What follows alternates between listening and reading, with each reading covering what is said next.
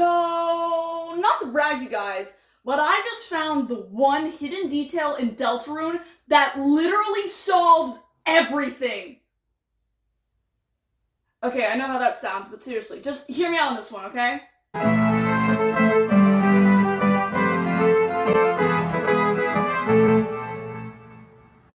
Hello, my creeps and freaks, my beloved Bytes Glitch Chat. It is a pleasure to see you all, and welcome to Hyperfix Central.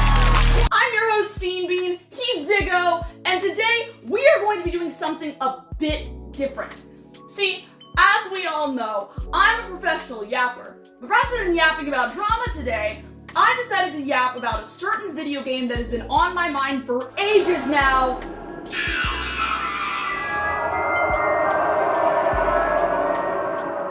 This little RPG game, made by tobyfox, has infected my frontal lobe with its soundtrack, memes, incredible characters, and most of all, its lore!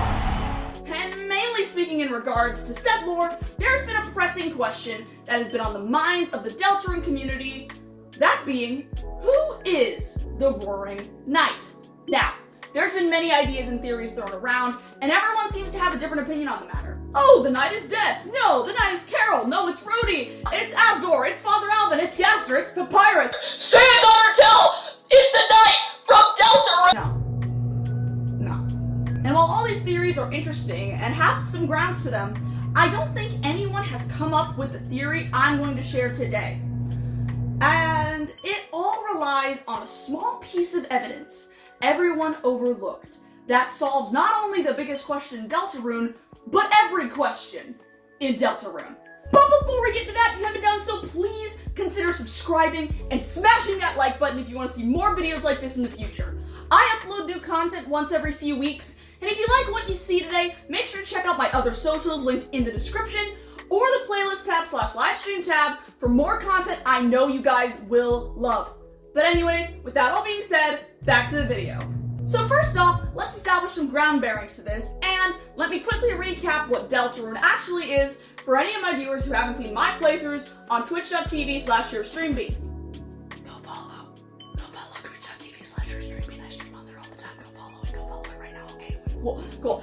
Deltarune is a character-based RPG that follows main protagonist Chris, a human living in a monster-filled town, along with their classmate and bully Susie, who discovers a fantasy world known as the Dark World inside of their school supply closet. There, they meet Rouse, a dark prince without any subjects, who tells them they are the heroes destined to restore balance of the world. Together, they embark on a quest to seal dark fountains opened by the mysterious entity known as the Roaring Knight, aka one of the big focuses of today's video, face enemies and make choices between peaceful resolutions and combat, all while navigating themes of escapism and one's own identity. So TLDR, it's a really freaking cool game with really freaking cool characters, and Chapter 3 is the best because it contains the love of my life and my anime waifu, Tenna Deltarune, who is a sentient TV game show host and child of divorce who is also divorced and is gay but okay, in all seriousness, the reason I bring up Chapter 3 is because that contains the character I'm talking about today. Or, more so, one of the big focuses of today's video. The Roaring Knight. So, let's skip the recap and dive into this theory before I lose my mind. Lock in, Glitch Chat, because this has not only never been brought up by anyone, but it also explains every single mystery in the game as well, and answers practically all the biggest questions I've seen the community bring up, with substantial evidence to back it up. Bytes, I hope you're ready for this. Ziggo, are you ready for this?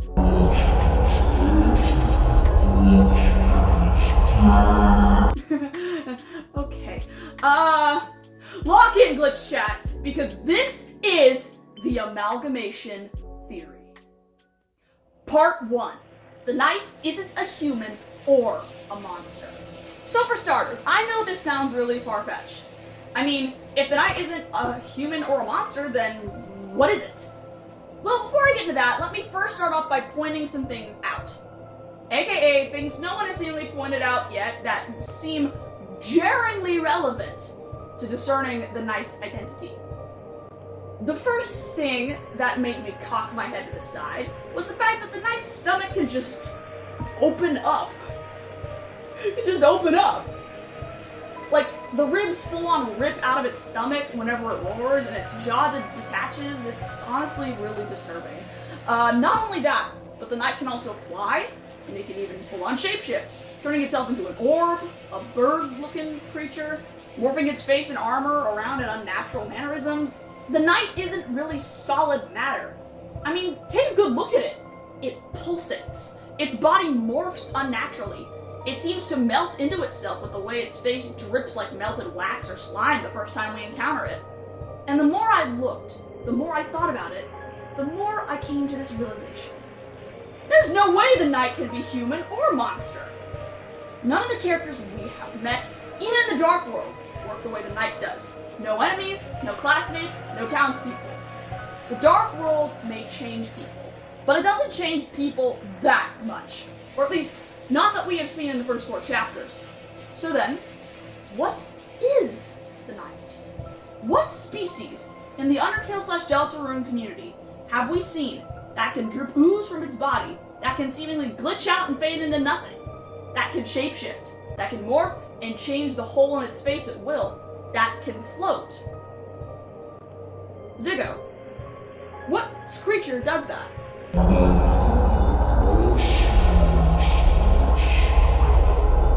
Okay, thank you again for your input, Ziggo. I'm just gonna put it here. Okay, if you're confused or don't remember, let me say it more directly. Part 2, the Roaring Knight is an Amalgamate. When really looking at the way the knight behaves, it's incredibly obvious that it shares multiple traits with the Amalgamates from Undertale. Every oddity I mentioned about the knight that stood out to me can directly be linked right back to Undertale's Amalgamates in some way. From characteristics to power sets, the similarities are there. Heck, the Roaring Knight even makes similar sounds to the Amalgamates.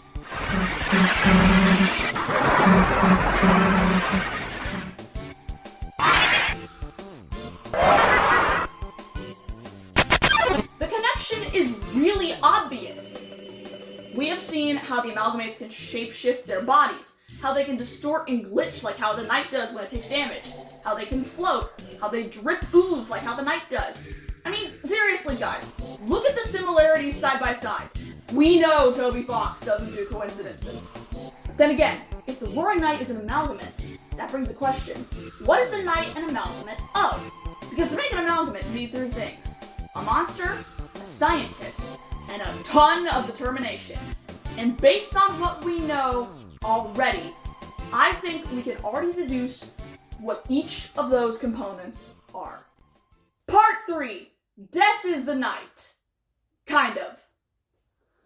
So to start off, let's talk about the most likely character for the monster part of the Amalgamate, December Des Holiday.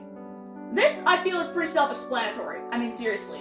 The antlers, the sword that suspiciously looks like a wiffle ball bat, the fact the knight is left-handed, the fact that part of the Lost Girl leitmotif is in Black Knife, the Roaring Knight's theme, the fact that it's implied Des is the one with us in the dark based on the song Raise Your Bat from Chapter 3, the timing of her going missing in relationship to the knight's appearances.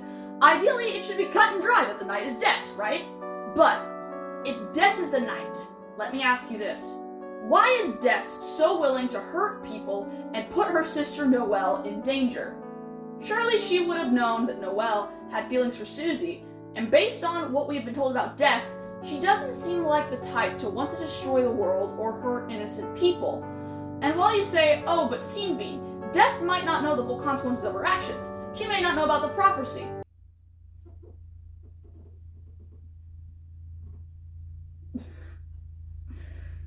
I say otherwise. Based on the knight's actions, Des wouldn't just summon a titan without knowing the risks, and it really does seem like the knight knows what it's doing. So based on that, I can say she cannot be the knight willingly. If we are assuming that my theory is correct, this also means that Carol and Rudy can't be the knight either, because we've seen them alive and walking around. And while I am still convinced that Carol is involved in some way, I don't think she's the knight. No, because I think I know exactly what happened to Des, and it's all connected. Glitch chat, get ready to have your minds blown as I explain exactly what I believe happened and the evidence that comes with it. Part 4, the night it all went wrong. Let me paint a picture for you. A family in shambles. TV blasting as a form of comfort as Chris sits alone on a cold evening watching the television specials. There's a warm fire in the fireplace and everything is tense. Azrael's out with his friends, and after a night of arguing, Toriel has shambled upstairs to her room, drunk off of wine and her own insecurities. Seeing his child's tear-stricken face and wanting to get out of the house himself, Asgore suggests the two go on a drive to the diner to get some hot chocolate. Chris agrees, and the pair go on a late-night drive to the diner down the road. The pair sip on their hot chocolate as they look out at the falling snow. The air is calmer outside of the Dreamer home, but Chris can see the tension behind his father's wary smile. Even still, though, the two manage to have a conversation. They talk as if nothing is going on, about adventures, stories in the dark, and something more, too. Asgore looks around. The diner is closing, and the sweet rabbit who runs it is in the back washing dishes. No one is watching but Chris. He reaches out a hand and takes Chris into his own. As the two talk, Asgore begins to tell Chris about his connections with a new client, a scientist who worked in the shelter down south of the church. Toriel has already grown cross with Asgore. She doesn't like or trust the scientist, or agree with what they have been working on. But Asgore decided to leave that part out. Instead, he told Chris about how this scientist had created something that could make things dark, darker, yet darker. A way to make the shadows cut deeper, to transform the world around them into a fantastical reality. He opened his wallet and pulled out a shimmering black shard, darker than the night sky, and looking as if it was made of the pure absence of light. Photon readings, nothing but negative variables. Chris was in awe at the idea of creating a world out of pure imagination, pure possibility. But as things were seemingly okay again, Asgore stopped in his place as he received a phone call. Worried, he took out his phone and answered it.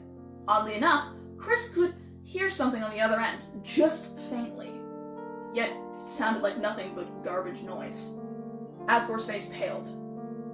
He told Chris that they needed to leave and head to the shelter immediately, the place where the scientist worked. Chris tensed hearing this. All this time, they had been told to never go near the shelter. And often nights, Chris would hear Toriel and Asgore fighting about whatever was inside the shelter that Asgore had involved himself with. But Chris didn't have a choice. Asgore grabbed their hand and the pair rushed back to the truck, leaving their hot chocolate behind, still unfinished.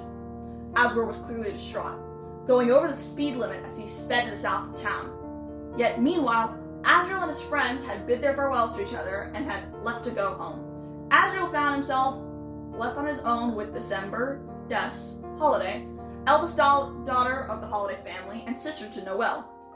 Azrael originally offered to walk Des home, but she had politely declined as she wanted to help her sister study for the upcoming spelling bee. And she knew if she went home with him, Des would be too distracted to help out Noelle. Azrael nodded. While disappointed, he understood. He gave her a quick kiss goodbye on the cheek and set off towards his house. In reality, though, Des was lying. She had other plans that night, and they all related to the shelter down south of town. Something was going on down there. Something her mother was involved with. Des had worked to figure out how to enter it, and she had already figured out the first code needed to unlock it. It was written down and taped inside her guitar so she wouldn't forget after all. Mustering her courage, she made her way to the shelter, past the trees, through the clearing, and to the doors. But as she stepped onto the road, Des's determination and focus on the shelter in sight caused her to fail to see the approaching headlights. Chris screamed. The car skidded. Asgore had seen her too late, and the speeding car hit Des. Chris's eyes widened as they watched their friend's blood splatter on the car window as the truck screeched to a halt. Asgore frantically got out of the car and ran to the side of Des, his hands shaking as he checked for a pulse, for any sign of life, but there was none. Tears began to fall down Asgore's face. Des was gone. Frantically, he made a phone call, and within minutes, Carol Holiday, mother of Des and Noelle, and the mayor of hometown had arrived to the scene. She was both horrified, shocked, enraged, devastated, but for some reason, coldly collected and almost relieved at the same time. Carol took out her phone and typed something out, Not even a minute later, the shelter door creaked open, and there stood a tall man with a skeletal face and black outfit that seemed to fade into the darkness within the shelter. Saying it was dark in there would be an understatement. It was darker than dark. Asgore looked at the car, looked at Chris, then looked at Carol, at Dess's body, then at the door, where Gaster was motioning them to come inside. Immediately, he understood. The scientists had needed a vessel to use to make the Dark Fountains after all. And this way, Dess would get to live again, wouldn't she? Using the black shards he had created, the fallen down body of Dess, and the determination sourced from us, the player, via the discarded vessel we made at the very beginning of the game, Gaster brought Dess back to life in the form of the Roaring Knight, an Amalgamate living purely to carry out orders and create the fountains. Gaster needed a villain to drive the story forward. After all, without the Roaring Knight, there is no Deltarune. There is no game without the antagonist. Not only that, but this would explain why Asgore has a black shard, why Carol seems more concerned about making sure Susie doesn't get the guitar, not for the sake of respecting Dess's memory, but for the sake of making sure she doesn't see the code on the inside. And it explains why Chris seemingly knows more than they are letting on. I bet Chris not only knows about Dess being the knight, but I think Chris may have reluctantly volunteered to be our vessel under the pretense of keeping this all secret, of keeping Dess's fate hidden. I bet Chris used Asgore's black shard under Gaster's request to open the Dark Fountain in the supply closet, which would explain why Chris seemingly has a save file in there. And I think the 3 symbols on the door for the code relate to Carol, Chris, and Asgore rather than Undyne, since Undyne seemingly knows nothing of the Dark World, and since we know Asgore used to be chief of police. It also explains Carol and Asgore's relationship, as I feel it would explain why Asgore got fired as police chief to ease suspicion, and why Asgore seemingly works for Carol, as if he is in her debt for something. It's why Chris has become so closed off and quiet. They are too tense and afraid to speak up because they don't want to lose Dess. They don't want to lose their dad. They might even be scared of Gaster, hence why they are seemingly so terrified of the shelter as seen in Chapter 3. It's why the fate of Dess is so unclear. It's very likely they covered up Dess's death by just saying she disappeared. And it also may explain why Toriel divorced Asgore, since as police chief, it would have been his job to find Dess, and she probably could tell her husband wasn't telling her the full truth about the young reindeer's fate. It all adds up, and it explains everything, especially when you remember how the knight acts like it knows who Chris is. And as we know, Amalgamates still maintain their memories. It explains why Asgore got fired, why Carol is seemingly in on it, what happened to Dess, why Noelle would be so intensely distraught that she couldn't speak upon hearing Dess's name, why Noelle is constantly Googling her sister as if to figure out what happened since no one will tell her, why Asgore talks about how Tori will finally learn what happened, and how during the scene with the Black Shard it feels a lot more like he's talking to the player rather than the shard itself. It explains the deal with the shelter, Chris's involvement. It explains why Dess is in the dark, and seemingly trapped within the very game's code. I mean, how can that not scream Gaster? This is what I think happened, or at least something like that, because of how nicely it all fits together. Maybe it didn't happen exactly the way I described it, but I really do feel like it has got to be something like that. There are a few other thoughts I had to fit into this theory, like how Chris may be an artificial creation made by Gaster to fulfill the role of the protagonist, or how potentially Father Elvin might be involved as well, but I just couldn't find enough evidence for that. And while I also don't know what Carol or Asgore or even Chris's motivations are for everything, I still feel as though my theory has some grounds in the realm of possibility. So yeah, to recap TLDR, the Knight is an amalgamation created by Gaster, consisting of a fallen down Dess, artificially created darkness from the Dark Fountain, determination, and the data from the vessel the player had created in the very start of the game. And before I close off this video, allow me to drop one more bombshell on you all by reciting the exact entry that, in my opinion, proves my theory and caused me to make this video after I took a second look into what Gaster was actually saying in his 17th entry. Dark, darker, yet darker. The darkness keeps growing. The shadows cutting deeper. Photon readings negative. This next experiment seems very, very interesting. What do you two think? opinion, and now I would love to hear yours. If this video has sparked some thought or disagreement, please feel free to share your thoughts and opinions with me by joining the Discord server linked in the description. Leave a comment on this video for a chance of getting a shout out in my next one, or super thanks comment to show your support for my content and to have your opinions on today's video read out and featured in my next one. And if you're in the market for more Scenebean content, feel free to check out my Twitch linked in the description to watch me rage at video games or to catch up on the latest episode of Malware SMP, aka my friends and I's incredibly chaotic, story-driven passion project with dark roleplay and ARG elements. But above all, if you haven't already, please consider subscribing and giving this one a like, as it really helps me to please that sweet, sweet YouTube algorithm. But that's all I have for today's video, so thank you all so much for tuning in, and as always, stay freaky. Love you guys. Bye.